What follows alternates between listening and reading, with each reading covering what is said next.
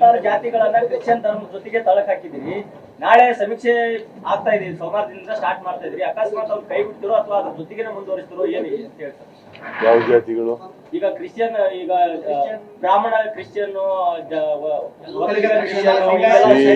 ಅವಕ್ಕೆಲ್ಲ ಇವ್ರ ಅಭಿಪ್ರಾಯ ಎಲ್ಲ ಕೇಳಿದ್ದಾರೆ. ಅದು ಬ್ಯಾಕ್ವರ್ಡ್ ಕ್ಲಾಸ್ ಕಮಿಷನ್ ಅವರು ಡಿಸಿಷನ್ ತಗೋತಾರೆ. ಗೊತ್ತಾಯ್ತಾ? ಯಾವುದು ಅನಗತ್ಯ ಇದೆ ಅವ್ರನ್ನೆಲ್ಲ ತೆಗೆದಾಕ್ತಾರೆ, ಅಗತ್ಯ ಇರೋದ್ರಿಂದ ಮಾತ್ರ ಇರ್ತದೆ.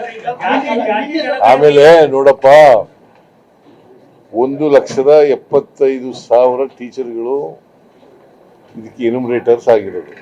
1,20,000. ಒಬ್ಬೊಬ್ಬ ಟೀಚರ್ಗೆ 120ರಿಂದ 150 ಮನೆ ಕೊಟ್ಟಿರ್ತಾರೆ. ಗೊತ್ತಾಯ್ತಾ? ಸೊ ಅವರು 15 ದಿನಗಳ ಕಾಲ ಸರ್ವೆ ಮಾಡ್ತಾರೆ. ಮನೆಗೂ ಹೋಗ್ತಾರೆ, ಮನೆಗೂ ಕೂಡ ಹೋಗ್ತಾರೆ. ನೀವು ಯಾವ ಧರ್ಮಕ್ಕೆ ಸೇರಿದ್ಯಾ, ಯಾವ ಜಾತಿಗೆ ಸೇರಿದ್ಯಾ, ನೀವು ಉಪಜಾತಿ ಯಾವುದು, ನಿನ್ನ ಏನು ಜಮೀನು ಇದೆಯಾ ಇಲ್ವಾ, ನಿಮ್ಮ ಮನೇಲಿ ಉದ್ಯೋಗ ಇದೆಯಾ ಇಲ್ವಾ, ನೀವು ಓದಿದ್ಯಾ ಇಲ್ವಾ, ಈ ಥರ ಎಲ್ಲ ಮನೆಯವ್ರನ್ನೆಲ್ಲ ಕೇಳ್ತಾರೆ. ಅದರಿಂದ ಇದು ಬರೀ ಜಾತಿ ಸಮೀಕ್ಷೆ ಅಲ್ಲ, socio educational and economic survey. Socio educational ಮತ್ತು ಸಾಮಾಜಿಕ, ಆರ್ಥಿಕ, ಶೈಕ್ಷಣಿಕ ಸರ್ವೆ. ಯಾಕೆ ಮಾಡಿದೀವಿ ಇದನ್ನ ಅಂತಂದ್ರೆ, ಒಂದು ಜಾತಿ ಗೊತ್ತೇ ಆಗ್ತದೆ, ಬಿಕಾಸ್ ಅವ್ರ ನಂಬರ್ ಎಷ್ಟಿರ್ತದೆ ಅದ್ರ ಮೇಲೆ ಜಾತಿ ಗೊತ್ತಾಗುತ್ತೆ. ಅದು ಒಂದು.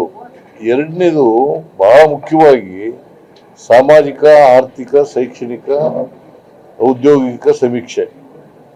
ಈಗ ನೀನು ನಿಮ್ಮ ನಾವು ಸರ್ಕಾರ ಕಾರ್ಯಕ್ರಮಗಳು ಮಾಡಬೇಕಾದ್ರೆ ಯಾರಿಗೆ ಅವಕಾಶಗಳಿಂದ ವಂಚಿತರಾಗಿದ್ದಾರೆ ಅವ್ರಿಗೆ ಫಸ್ಟ್ ಪ್ರಯಾರಿಟಿ ಇರಬೇಕು. ಅದಕ್ಕೋಸ್ಕರವಾಗಿ ಈ ಸರ್ವೆ ಬಹಳ ಮುಖ್ಯವಾಗಿ ಸರ್ವೆ ಮಾಡ್ತಾ ಇರೋದು, ಜಾತಿ ಎಲ್ಲ.